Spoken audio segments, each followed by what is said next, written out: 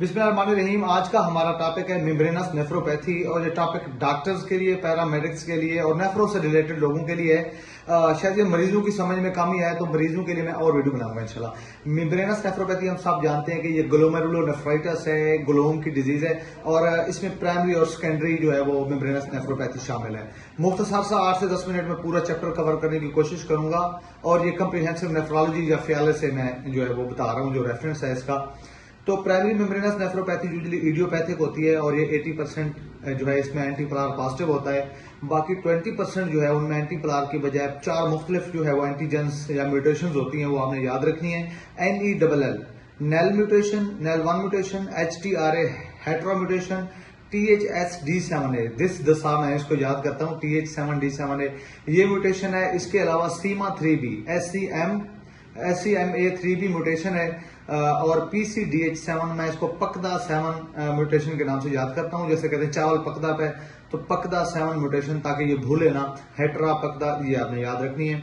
एक और चीज बताता चलूं कि यूजुअली एंटीपलार प्राइमरी मेम्ब्रेनस नेफ्रो में पॉजिटिव होती है, लेकिन जो हेपेटाइटिस बी होगा उसमें सेकेंडरी मेम्ब्रेनस होती है, फिर भी एंटीपलार पॉजिटिव होगा। ये पॉइंट आपने याद रखना है। सेकेंडरी मेम्ब्रेनस की जो काजेज हैं उसमें सबसे ज्यादा जो है वो ल्यूपस क्लास 5 है, फिर इसके अलावा हेपेटाइटिस बी है और आपने 3 S याद रखने हैं, जिसमें सार्कोइडोसिस है, सिफिलिस है और शिस्टोसोमा है। इसके अलावा हम सब जानते हैं कि गोल्ड है, पेंसिलामीन है, सॉलिड ऑर्गन ट्यूमर है। याद रखने वाली जो बात है कि हाजकिन लिम्फोमा के साथ मिनिमल चेन डिजीज होती है और नॉन हाजकिन के साथ जो है वो मेम्ब्रेनस नेफ्रोपैथी होती है। और जो PPI के साथ है वो जो है ज्यादा इंटरस्टिशियल नेफ्राइटिस होती है, लेकिन जो पेन किलर्स हैं उनमें मिनिमल चेन डिजीज भी लिखी हुई है और मेम्ब्रेनस नेफ्रोपैथी भी लिखी हुई है।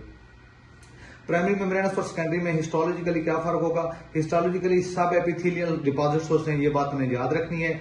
शुरू में वो स्पाइक्स बनाते हैं, अगर डोमेंट स्पाइक पैटर्न आएगा तो वो MPGN होता है। अगर खाली स्पाइक्स आए और थिकनिंग ऑफ बेसमेंट मेम्ब्रेन आए तो वो क्या होती? मेम्ब्रेनस नेफ्रोपैथी होती है। और इसके बाद जो है वो सब मेसेंजियम में अगर डिपॉजिट्स आ जाए तो वो सेकेंडरी मेम्ब्रेनस को ज्यादा फेवर करेगी। तो thickening of basement membrane with the podocytopathy and electron microscope with the widening of slit diaphragm, ये जो है वो मेम्ब्रेनस नेफ्रोपैथी है। इसमें आपको मैंने सारा बता दिया। अगर स्टेन करेंगे एंटीपलार से वो पॉजिटिव आएगी। IgG4 की स्टेन पॉजिटिव आएगी प्राइमरी में।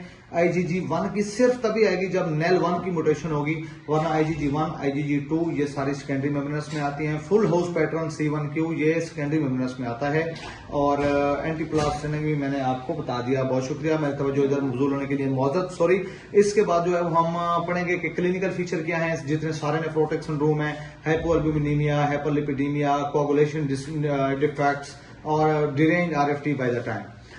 इसके बाद जो है वो हम बताएंगे कि इसके अंदर जो म्यूटेशंस होती हैं सेल लेवल पे, वो 3 म्यूटेशंस हैं, अल्डोलेज रिडक्टेज, सुपर ऑक्साइड डिसम्यूटेज 2 और अल्फा इनुलेज। ये 3 एंजाइम की अगर म्यूटेशन हो तो वर्स प्रोग्नोसिस है। वर्स प्रोग्नोसिस के लिए 6 चीजें याद रखनी है। जो मेल जेंडर है वर्स प्रोग्नोसिस है इसका, क्योंकि एज यूजुअली 40 से 50 ईयर्स में होती है ये डिजीज, तो मेल जेंडर में वर्स प्रोग्नोसिस। इसके अलावा क्रेटिनिन शुरू में खराब थी, वर्स प्रोग्नोसिस। प्रोटीनूरिया 8 ग्राम से ज्यादा है, वर्स प्रोग्नोसिस।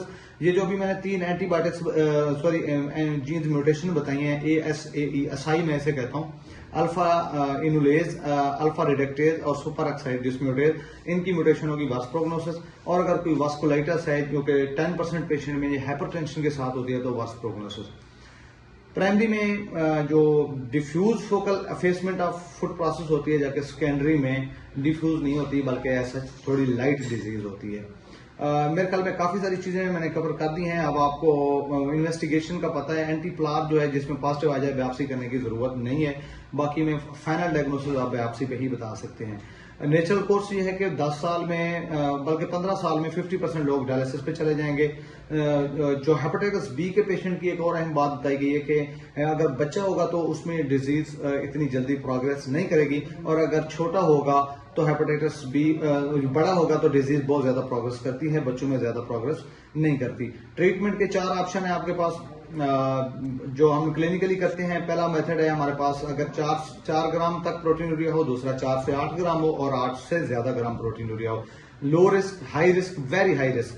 अगर क्रेटिनिन ठीक है, 4 ग्राम 5 ग्राम प्रोटीन यूरिया है, 6 महीने तक आपने एस देना है, अर्ब्स देना है, लो साल्ट डाइट देनी है, नेफ्रोटिक के लिए डिस्प्रीन देनी है, लिपिडोरिन ड्रग देनी है, जो कि हर नेफ्रोटिक सिंड्रोम पूरे नेफ्रो वालों को आता है। अगर आपको लगे कि 7-8 ग्राम प्रोटीन यूरिया है, फिर भी 3 मंथ कंजर्वेटिव मैनेजमेंट रखनी है।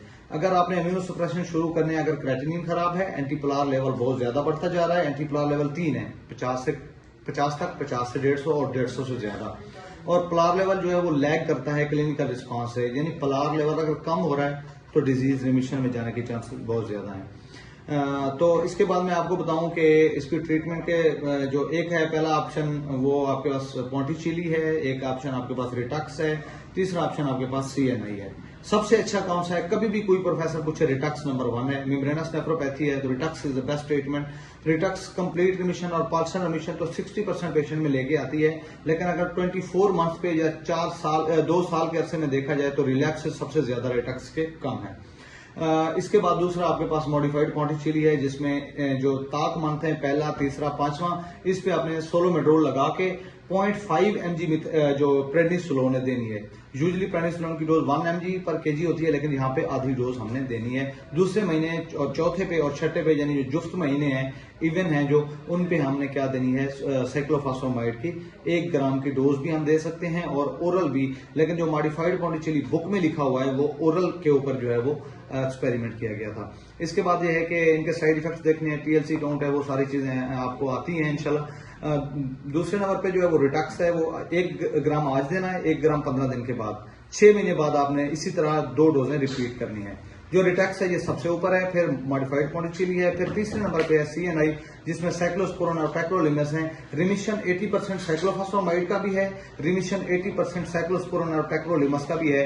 तो मसला कहाँ पे है? मसला ये है कि CNI एक तो महंगे हैं और इनके साइड इफेक्ट बहुत ज्यादा हैं, ये क्रेटिनिन को खराब करते हैं। दूसरा, जब ये छोड़ेंगे तो रिलैप्स हो जाएगा। तो अब सबसे इनके ऊपर 3 ट्रायल किए गए। अगर कोई आपको मेम्ब्रेनस के ट्रायल पूछे तो आपने 3 जवाब देने हैं। सबसे जो बड़ा ट्रायल है वो मेंटोर ट्रायल है, जो ये बताता है कि rituximab is not inferior to the cyclophosphamide. MENTOR trial ने जो प्रूव किया है। उसके बाद जो है वो मेंटोर के बाद जो है वो रीसाइक्लोप्स ट्रायल है, जिसमें रिटक्सी और साइक्लोफॉस्फेमाइड का 24 मंथ तक किया गया। और तीसरा जो इसका ट्रायल है वो स्टारमेन ट्रायल है। तो स्टारमेन ट्रायल के तो रिजल्ट्स इतने अच्छे नहीं थे, जिसमें साइक्लोफॉस्फेमाइड के साथ 2 चीजें बजक वक्त कंपेयर की गई, यानी रिटक्स और साइक्लोस्पोरिन दोनों को साथ देके उनको साइक्लो के साथ, तीनों ट्रायल के कम से कम नाम आने चाहिए, स्टारमेन ट्रायल, मेंटोर ट्रायल और रीसाइक्लोप्स ट्रायल। आई होप कि मेम्ब्रेनस नेफ्रोपैथी आपको आती होगी और इंशाल्लाह ताला बाकी भी शार्ट वीडियो क्विक रिवीजन के लिए, जिसने ख्यालें पड़ी हुई है उसको समझ आएगी, बाकी ऊपर से गुजर जाएगी। अस्सलाम वालेकुम।